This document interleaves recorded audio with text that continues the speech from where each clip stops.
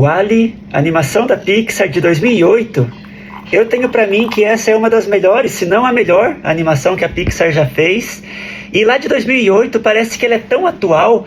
Eu sempre gostei dessa animação, sempre tive um carinho muito grande. E essa semana eu quis reassistir, quis rever essa história que eu já gostava tanto. E é sobre ela que eu quero falar com vocês hoje. E apesar de eu achar essa uma das melhores histórias da Pixar, talvez não é uma das mais famosas também, ele é quase como um cinema mudo, tem pouca fala, pouco diálogo, mas é uma história muito profunda e conta a história do WALL-E, que é um robô compressor de lixo que no futuro da humanidade é deixado aqui na Terra. A humanidade inteira, depois de grande poluição, de gerar tanto lixo, já não tem mais um ambiente propício para a vida, é um ambiente tóxico.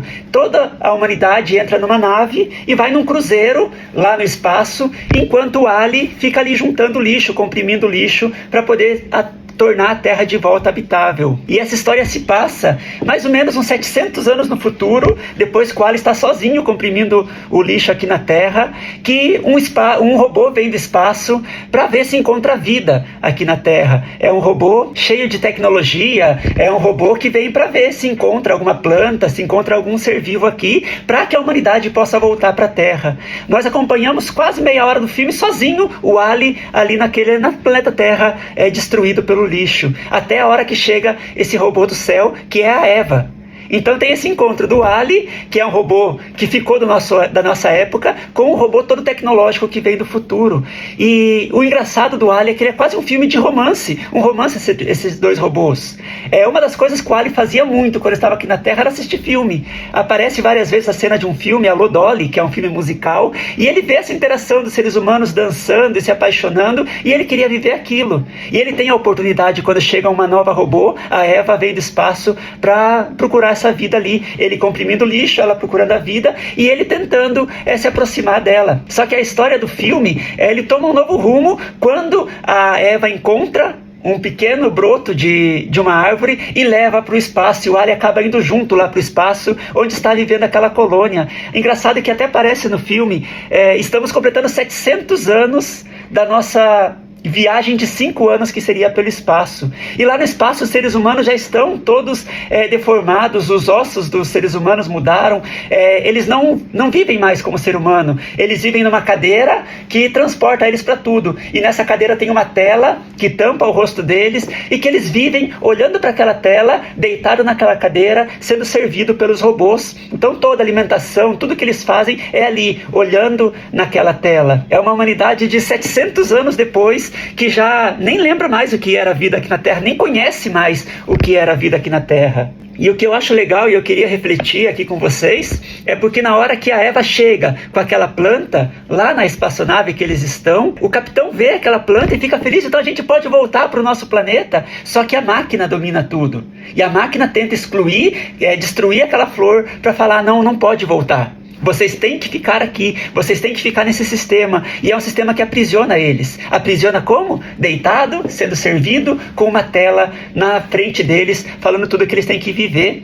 E eu acho que isso é muito atual, é muito do que a gente tem vivido hoje em dia, porque parece que nós vamos vivendo nisso, só que a humanidade não percebia que ela estava aprisionada nisso. Somente na hora que eles encontram a planta, que o capitão resolve voltar, que ele descobre que ele não podia mais voltar, que ele estava preso lá por causa daquele sistema. E o que me chama muita atenção nesse filme são dois personagens que aparecem, quase não tem muita interação humana, porque os humanos estão sempre naquela cadeira, estão sempre olhando para uma tela, conversando com a tela, vivendo naquela tela. Mas tem um momento que o WALL-E bate em uma daquelas cadeiras e derruba o ser humano de lá. Tem um outro momento que ele mexe com o ser humano também e apaga aquela tela. E esses dois humanos, eles fazem uma coisa muito interessante, que eles começam a olhar o que está acontecendo em volta. Uma das mulheres, essas dois que aparecem, ela chega até uma piscina e está cheio de gente naquela piscina e comendo e olhando para as telas e se protegendo do sol. E ela fala, não sabia que a gente tinha uma piscina aqui. E de repente o outro está olhando pela janela e vendo, olha quantas estrelas, olha quanta coisa existe aqui. E eles começam a olhar para a vida, fora da tela, fora daquele sistema que aprisionava eles. O que eu acho muito interessante nesse filme é isso. Eles estavam 700 anos vivendo presos, que eles não percebiam mais a prisão que existia neles. Mas a partir do momento que eles começam a olhar a vida, eles querem buscar essa vida. O capitão é assim. Você acha que o capitão poderia ser, talvez, a pessoa que está controlando tudo lá, mas não, ele era um prisioneiro também. E de repente ele veio e ele começa a estudar o que é dança, o que é terra, o que são as árvores, o que é o ritmo, o que é música. E ele começa a perguntar sobre a vida. E ele quer buscar essa vida, ele tem que lutar contra aquele sistema para conseguir chegar na vida. E eu acho que isso que é o grande acerto desse filme. Os seres humanos que estavam deformados, que estavam presos, que de repente começa a ver que existe vida fora ali daquele sistema que eles estão, fora daquelas telas que aprisionavam eles, e eles querem buscar essa vida. E isso tudo contando com o romance do Ali e da Eva. Um romance que também tem a ver com a mesma temática, porque o Ali viveu esses 700 anos sozinho na Terra. E ele via a interação humana através de um filme antigo, e ele via os seres humanos se dando as mãos, e sorrindo, e dançando, e ele queria ter também essa experiência humana. Tanto que o filme inteiro parece ele tentando dar a mão para Eva. Os dois robôs tentando se pegar na mão um do outro, e toda hora ele faz igual está fazendo aqui agora, porque ele quer sentir isso, ele quer sentir a vida, ele quer sentir o outro ser humano. E eu acho que isso é tão atual e é tão nosso. O sentimento humano, o querer viver, o querer é experimentar as coisas, experimentar o toque humano, experimentar a sensação de ser humano.